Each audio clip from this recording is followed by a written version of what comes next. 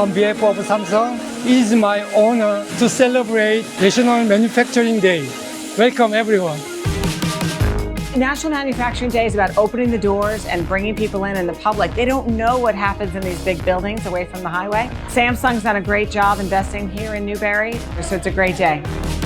For every 10 jobs created by Samsung, another 12 jobs are created elsewhere in South Carolina.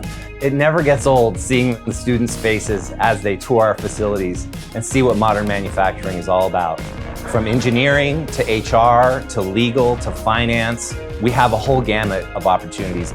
I met so many people who started out in a lower level job and now they're in management, and I think that says a lot. If you invest and work hard, then you can reap the benefits. We need to fill 3.8 million jobs in manufacturing by 2033, and students can't be what they can't see. You've got to open the doors and bring them in to build the workforce of the future.